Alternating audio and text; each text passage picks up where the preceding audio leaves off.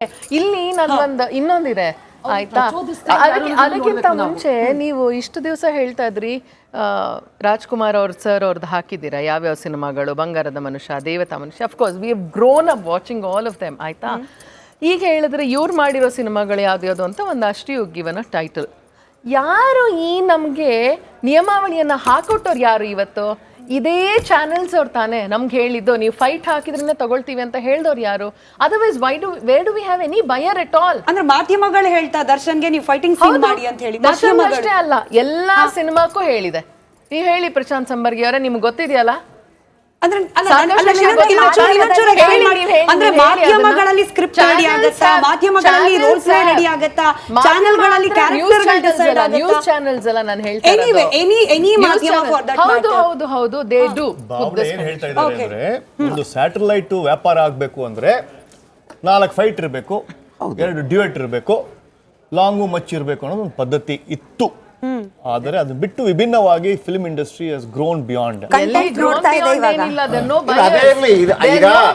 ಈಗ fight scene ಇದ್ದಾಗ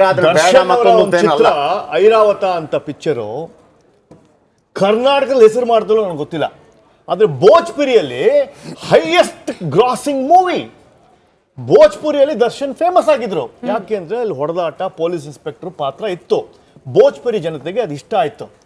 ಕರ್ನಾಟಕದ ಯಾವ್ದಾದ್ರು ಪಿಕ್ಚರು ಈಗ KGF, ಕಾಂತಾರ ಬಿಟ್ಟು ಏನಾದರೂ 2015 ಯಾವ್ದು ಇತ್ತು ಅಂದ್ರೆ ಡಬ್ ಆಗಿರ್ತಕ್ಕಂಥ ಚಿತ್ರ ಅಂದ್ರೆ ಅದು ಐರಾವತ. ಎಷ್ಟೋ ಜನ ಗೊತ್ತಿಲ್ಲ ಅದು.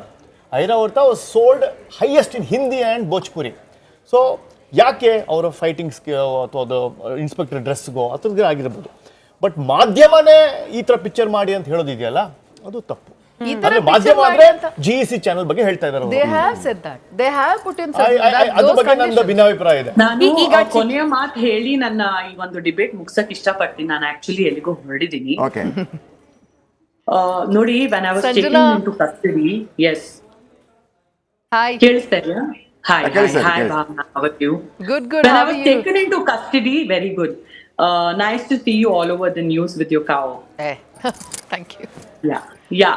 ಇದು Jaya sir, when I was taken into custody, ನನ್ನ ಮೊಬೈಲ್ಗಳು ನನ್ನಿಂದ ತಗೊಂಡ್ಬಿಟ್ಟು ಹೋಗಿದ್ರು. ನನ್ನ ಮನೆಯಲ್ಲಿ ಒಂದ್ ಸಿಂಗಲ್ ಬಿಯರ್ ಬಾಟ್ಲು ಸಿಕ್ಕಿರ್ಲಿಲ್ಲ, ನನ್ನ ಮನೆಯಲ್ಲಿ ಒಂದ್ ಸಿಂಗಲ್ ಸಿಗರೇಟು ಸಿಕ್ಕಿರ್ಲಿಲ್ಲ. Without any evidence they arrested me. And ಸಮಾಜದಲ್ಲಿ ಇವರೆಲ್ಲರ ಕಾರ್ಯಕರ್ತರು ಅಂತ ಹೋರಾಡ್ತಾರಲ್ಲ, ವಿತೌಟ್ ಎನಿ ಎವಿಡೆನ್ಸ್ ಇವ್ರ ಹಲ್ಲೆ ಮಾಡಿದ್ದಾರೆ ನನ್ನ ಮೇಲೆ.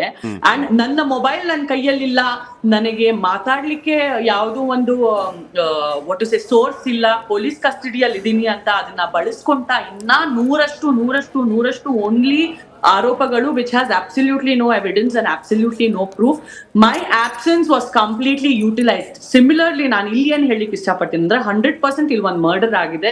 ರೇಣುಕಾ ಸ್ವಾಮಿಗೆ ನ್ಯಾಯ ಸಿಗ್ಬೇಕು. ಬಟ್ ಇಲ್ಲಿ ಬರ್ತಾ ಇರೋ ಊಹೆ ಪೂಹೆಗಳು ಅದ್ರ ಜೊತೆಗೆ ಸೇರಿಸ್ಬಿಟ್ಟು ಶಾಕ್ ಕೊಡಲಾಗಿದೆ, ಅದಾಗಿದೆ, ಇದಾಗಿದೆ ಅಂತ ಎಕ್ಸಾಜುರೇಟೆಡ್ ವರ್ಷನ್ ಏನ್ ಬರ್ತಾ ಇದೆ. Let me finish. Let me also correct in between. ನಮ್ಮ ವೀಕ್ಷಕರಿಗೆ ತಪ್ಪು ಸಂದೇಶ ಹೋಗೋದು ಬೇಡ. ನೀವು ಹೇಳಿ, ನೀವು ಇನ್ನೂ 2 ನಿಮಿಷ ಮಾತಾಡಿ ನಮಗೆ ಖುಷಿನೇ. ಬಟ್ ತಪ್ಪು ಸಂದೇಶ ವೀಕ್ಷಕರಿಗೆ ನಮ್ಮ ಪ್ಲಾಟ್ಫಾರ್ಮ್ ಇಂದ ಹೋಗೋದು ಬೇಡ. ತಪ್ಪು ಸಂದೇಶ ಬರ್ತಾ ಇದೆ ನ್ಯೂಸ್ ಅಲ್ಲಿ. ಏನ್ ನಡೆದಿದೆಯೋ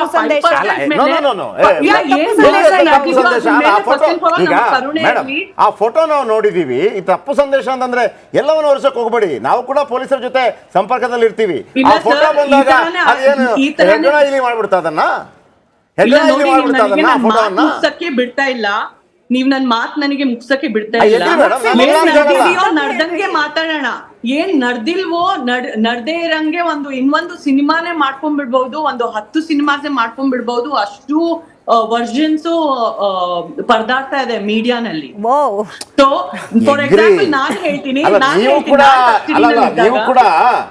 ನೀವು ಕೂಡ ರೇಣುಕಾ ಸ್ವಾಮಿಯನ್ನ ಹೂವಿನ ಹಾಸಿಗೆಯಲ್ಲಿ ಮಲಗಿಸಿದ್ರು ಅಂತಲೂ ಹೇಳೋದು ಬೇಡ. ನೀವು ಅವನನ್ನ ಹೂವಿನ ಹಾಸಿಗೆಯಲ್ಲಿ ಮಲಗಿಸಿ ಮಾತಾಡಿದ್ರು ಅಂತಲೂ ಬೇಡ ಅಂತ. ಅವನಿಗೆ ಏನಾಗಿದೆ ಅದಕ್ಕೆ ಕಾಣ್ತಿದ್ಯಲ್ಲ ಫೋಟೋಗಳಲ್ಲಿ. ಅವ್ರ ಮೇಲೆ ನೋಡಿ ನಿಜಕ್ಕೂ ನಮ್ಗೆ ಕರುಣೆ ಇರ್ಬೇಕು Jaya sir. We cannot manipulate, don't manipulate my words. ನಾನು ತಿರ್ಗಾ ಹೇಳ್ತಾ ಇದ್ದೀನಿ ನಿಮ್ಗೆ, ಅವ್ರಿಗೆ ಫಸ್ಟ್ ಅಂಡ್ ಫಾರ್ ಆಲ್ ನ್ಯಾಯ ಸಿಗ್ಬೇಕು. ಬಟ್ ಈ ಚಾರ್ಜ್ ಶೀಟು, ಅಫಿಷಿಯಲ್ ಸ್ಟೇಟ್ಮೆಂಟ್ಗಳು ಹೊರಗ್ ಬರೋ ತನಕ ನಾವು ನಮ್ದೇ ವರ್ಷನ್ ಮಾಡ್ಬಿಟ್ಟು ಇಲ್ಲಿ ರಾಂಗ್ ವರ್ಷನ್ ಮಾತಾಡ್ಲಿಕ್ಕೆ ಆಗಲ್ಲ. ರಿಮಾಂಡ್ ಕಾಪಿ ಅಂತ ಇರುತ್ತೆ, ಪೋಸ್ಟ್ ಮಾರ್ಟಮ್ ರಿಪೋರ್ಟ್ ಅಂತ ಇರುತ್ತೆ.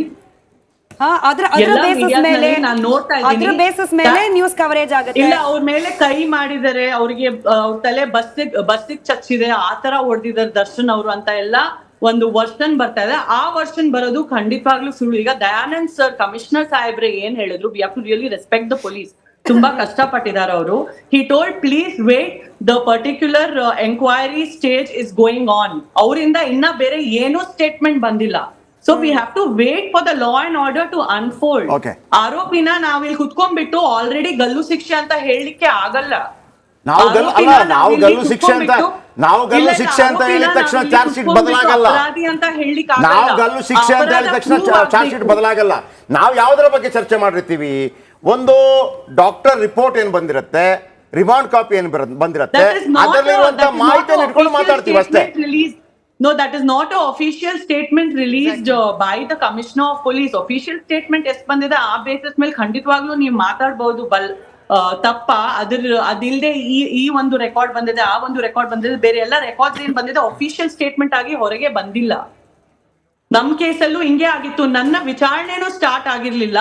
ಆಚೆ ಮೀಡಿಯಾನಲ್ಲಿ ಏನ್ ಪರದಾಡ್ತಾ ಇದ್ರು, ಸಂಜನಾ ಅವರು ಪ್ರತಿ ಒಂದು ಅಲಿಗೇಷನ್ಸ್, ಪ್ರತಿ ಒಂದು ಆರೋಪ ಒಪ್ಕೊಂಡ್ಬಿಟ್ಟಿದ್ದಾರೆ ಅಂತ ನನ್ನ ಕೇಸಲ್ಲಿ ಬರ್ತಾ ಇತ್ತು. ಈಗ ನನಗೆ ಇಲ್ಲ ಇವ್ರ ಪಾಪ ಏನು ಮಾಡಿಲ್ಲ ಅಂತ ಬಹುಶಃ ಒಂದಿನಾನು ಬರ್ತಾ ಇಲ್ಲ ಮೀಡಿಯಾನಲ್ಲಿ. ಸೊ ನನ್ ಜೊತೆ ಎಷ್ಟು ಅನ್ಯಾಯ ಆಗಿರ್ಬೋದು ನೀವು ಯೋಚನೆ ಮಾಡಿ. ಸಂಜನಾ ಅವರೇ, ನಿಮ್ಮ ಪ್ರಕರಣದಲ್ಲಿ ಕ್ಲೀನ್ ಚಿಟ್ ಸಿಕ್ತು ಅನ್ನೋದು ನಮ್ಮ ಚಾನೆಲ್ ನಲ್ಲಂತೂ ಪ್ರಸಾರ ಆಯ್ತು. I don't know how you missed it. ನಾನು ಈಗಲೇ ಡಿಜಿಟಲ್ ಅವ್ರಿಗೆ ಹೇಳ್ತೀನಿ, ಲಿಂಕ್ ಕಳಿಸ್ಲಿಕ್ಕೆ ನಿಮ್ಗೆ. ನಮಗ್ ಗೊತ್ತಿಲ್ಲ, ನಮ್ಮ ಡಿಜಿಟಲ್ ಟೀಮ್ಗೆ ಈಗಲೇನೆ ನಿಮ್ಮ ಸುದ್ದಿಯ ಲಿಂಕ್ ಈಗ ಕೇಳಿಸ್ಕೊಳ್ತಿದ್ದಾರೆ. ಇನ್ನೊಂದು 5 ನಿಮಿಷದಲ್ಲಿ ನಿಮ್ ನಂಬರಿಗೆ ಕಳಿಸ್ತಾರೆ. Before we let you go, last reaction ಬೇಕಿರೋದು.